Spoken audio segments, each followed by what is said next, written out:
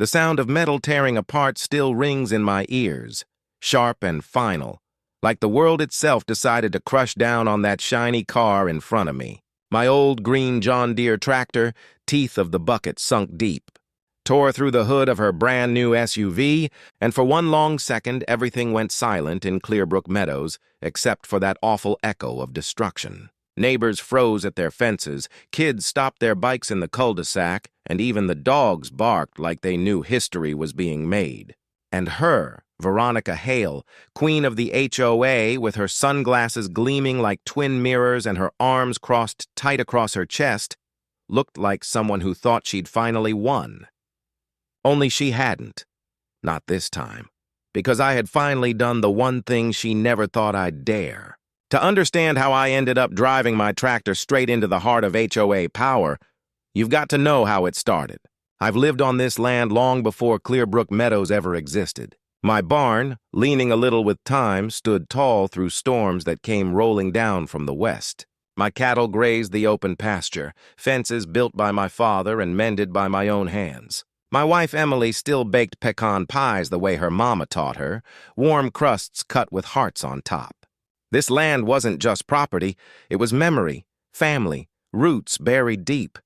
Then came Veronica moving into Lot 14, the biggest, flashiest house on the circle, hair that never moved even when the wind howled and lips curled in permanent judgment. On her first day, I carried over one of Emily's pies, still warm from the oven. She looked down at it, called it quaint, and handed me a glossy HOA handbook in return, pointing out how my old fence leaned and was lowering property values. That word, quaint, stuck in my ribs like a splinter. Too small to bleed, but sharp enough to sting every time I moved. I should have known the storm had started that day. The notes came first, tucked into my screen door. Grass too tall, barn color unapproved, tractor visible from the road. My wife would read them and shake her head. How can a barn color be unapproved? That's like telling the sky it can't be blue. I tried reasoning with the board, but every time I walked into a meeting, there she was, already sitting up front, gavel in hand, acting like judge and queen rolled into one. I stood polite, told them my land was grandfathered in, exempt from HOA rules since long before the neighborhood was built. She leaned back, gave me that thin little smile that cut sharper than a knife, and said, "Grace is for churches. We have rules here." That line burned worse than the notes. Still, I tried to be decent. Built a screen to hide the tractor. Mowed the roadside grass twice a week. Even drove out to Vermont Barnes to get an approved paint sample. I thought maybe she'd back down. But bullies never back down. They push until you either break or push back. And the breaking point came with the storm. That afternoon, the sky rolled dark, clouds like a wall of iron coming fast. The kind of storm that made cattle restless, made the hair stand up on your arms. I rushed to move the herd toward higher ground, every minute counting. When I rolled down toward the wide, sliding barn doors, my gut dropped. Parked broadside across the only track out sat Veronica's silver Bentley, shining like a blockade. She stood there cool as ever, tapping her phone like she was queen of the world. "That gate isn't an approved access point," she said when I yelled down to her. I told her the service road was washed out in the last rain. I needed that track to move the herd or they'd panic, and panic meant destruction. She didn't blink. "File a request," she said. 24 to 48 hours for processing." I stared at her, then at the wall of storm clouds bearing down, and tried one last time. "Please, just move it. I don't want trouble." She lifted her sunglasses, looked me dead in the eye, and said, "Touch my car and you'll regret it." That was it. That was the moment I realized some people mistake kindness for weakness. And if I let her win again, I'd be risking more than pride.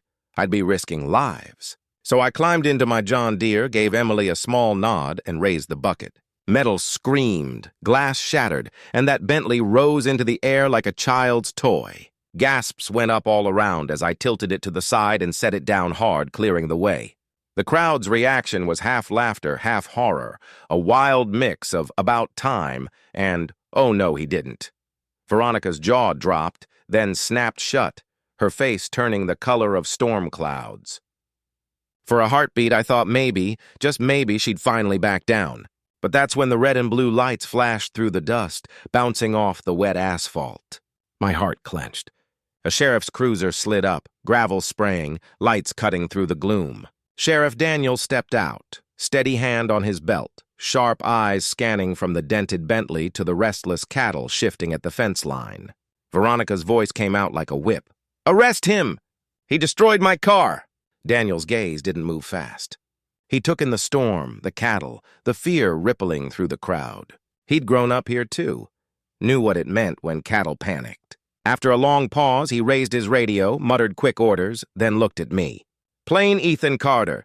Step down off that tractor. Now."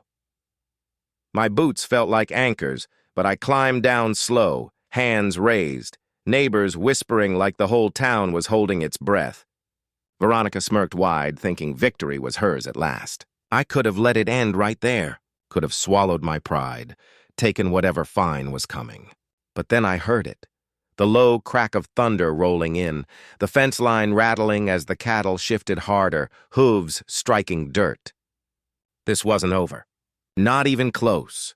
The storm hit full force, lightning cracking dangerously close, turning the pasture into a chaos of mud and panic. The weak corner post of the fence gave way, and suddenly the herd was moving like a river of muscle and instinct, charging not toward safety, but straight for the neat lawns, mailboxes, and the children who had been watching from a distance. I revved the tractor, shoving through the mud, trying to guide them, but one massive cow veered hard toward the street where a school bus crept by, yellow shining through rain-soaked windshields. I leapt off the tractor, arms waving, voice hoarse, shouting like I was calling the storm itself to stop. My neighbor Briggs tore onto his ATV, mud flying, and together we cut angles, steering the herd toward the open field, each second stretching like an eternity. Veronica, of course, stepped right into the path, arms flailing, shouting useless commands at animals that didn't understand fear or authority. One massive black cow nearly crushed her knee before I dropped the tractor bucket into its path, redirecting it with inches to spare. She tumbled into the mud, sunglasses gone, pride ruined, and the crowd's collective gasp turned into wild applause. But the danger wasn't over. The Bentley, engine sparking and hood now crumpled, caught fire, flames licking at the grass near my barn. Neighbors scrambled to drag hay and brush away from the spreading blaze. Then the propane tank, low and menacing, hissed its terrible warning, and the sky itself seemed to darken with smoke and thunder. The old barn groaned, timber snapping under the weight of fire, rain doing little to quench it, memories of decades burning in minutes. Emily grabbed my shoulder, and our daughter whispered in panic and awe, "We still have us." I nodded, holding her hand tight, heart pounding, knowing that even if everything else was gone, family remained. Red and blue lights converged again, government SUVs cutting through the smoke, inspectors and officials stepping out with clipboards, ready to cite, to control, to accuse. Veronica, muddy and defeated, pointed her finger again. "Arrest him! He's reckless!" But the crowd shifted, neighbors stepping forward. Old Mr. Briggs leaning heavily on his cane and pointing at me one by one, recounting who had dragged children out of harm's way, who had guided the herd, who had protected everyone when danger hit. The inspectors hesitated, flipping through old maps showing my land's grandfathered exemption, and for the first time, Veronica's words carried no weight. Silence fell heavy, broken only by the dripping of rain and the crackling of fire now being controlled by arriving firefighters. I walked to the smoldering remains of my barn, picking up a slightly singed photo of my father, holding it close, remembering the years of sweat, hard work, and simple joys that had built this place. My daughter tugged at my hand, hopeful even amidst ruin, asking, "Daddy, can we rebuild it bigger so the cows won't get scared again?" I smiled through exhaustion, soot, and ash, the ache of everything lost mingling with pride. "Yes, bigger and stronger," I said. That night, watching neighbors work together, hands muddy, hearts full, I realized something I'll never forget. Laws can bend, HOA rules can be twisted, and bullies may always push. But acts of courage, of protecting what cannot protect itself, kindness in the face of greed and arrogance, those are what people remember.